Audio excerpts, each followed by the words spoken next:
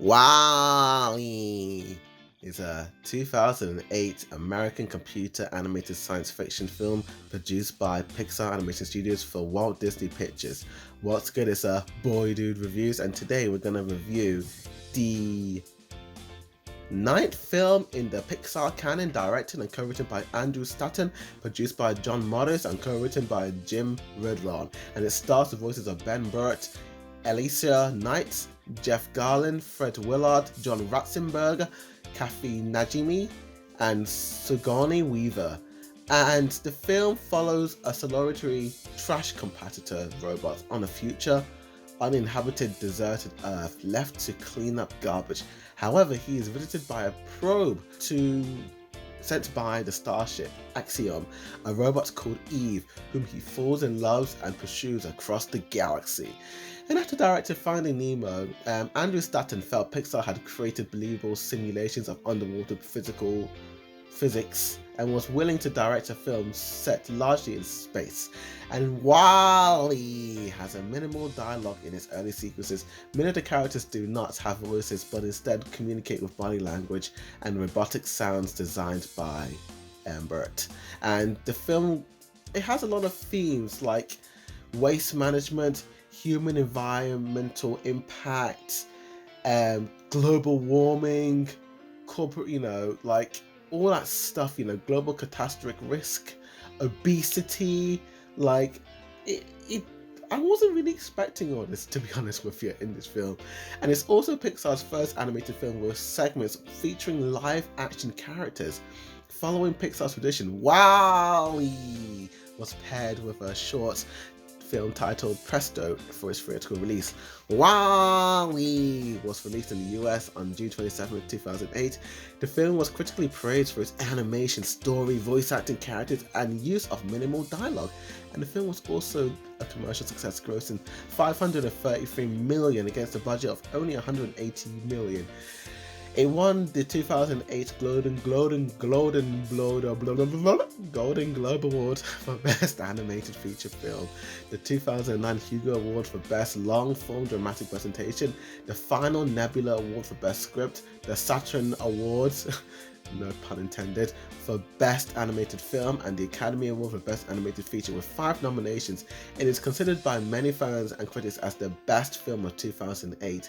The film also topped Time's list of the best films of the decade, and in 2016 was voted 29th among 100 films considered the best of the 21st century by 119 film critics from around the world. So what do I think about WALL-E? Well, let's talk about the good, and the good is just the themes.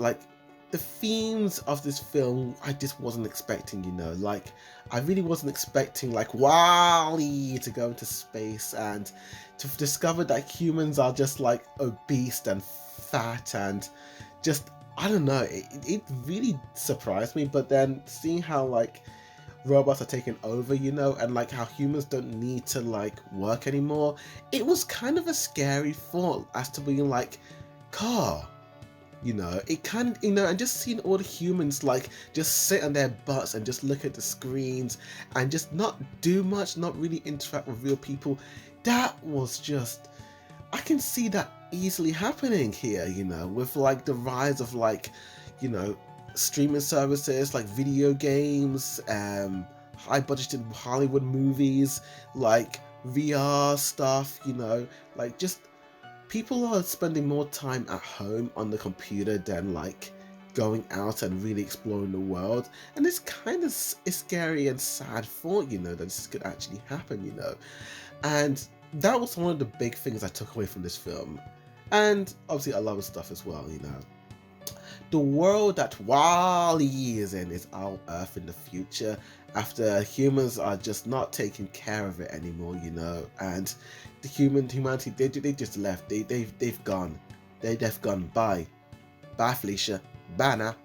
And the state of the Earth. Some of the establishing shots, you might think they're skyscrapers, but they're just piles and piles of trash, which I thought was a really nice little concept idea, to be honest with you. WALL-E is a character, it's just a lovable dude, I kind of relate to. He's a cute, he likes to explore.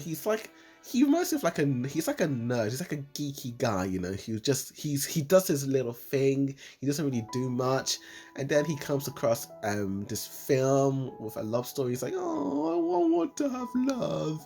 Then he meets Eva, and I just like that kind of like banter. And oh my gosh, oh, Elisa Knight as Eva, I flipping loved her voice. It was hearing her voice. I don't know. There was something nice about her voice, something soothing as well. You know, I really did like it, and the sound mixing and editing is so good. You know, like the way they kind of mix Eva's voice, having that roboticness to it, it's really good. The mixing is so good. You know, space looks beautiful and glorious and glamorous, and oh my gosh, this film, it makes like it makes like Earth in a disgusting type of like state look really pretty. There's this kind of like beauty and yet sadness to it at the same time, you know, because humans can make such wonderful things, but they can also make some terrible things, you know.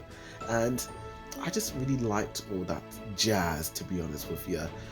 And yeah, this film was a really nice film. I really did like how it wasn't dialogue heavy in like the first act until we got to the humans. I would say that's my mixed aspect. It was not a negative.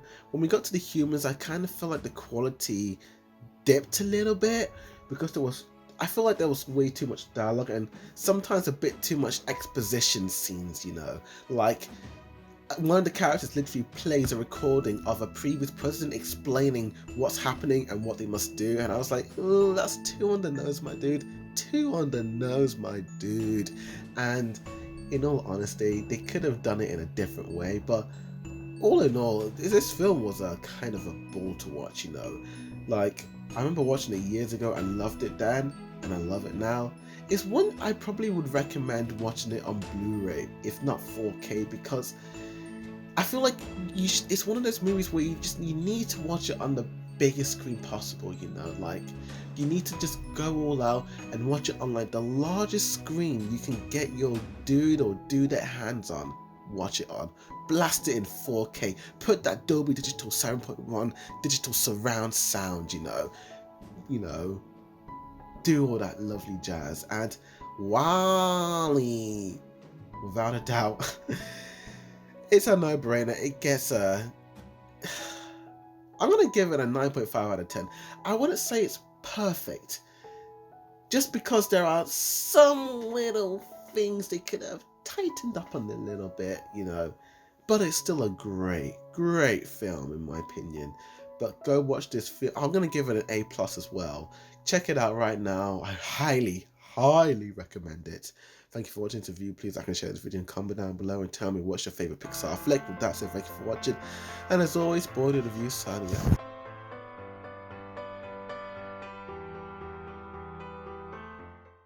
Wally.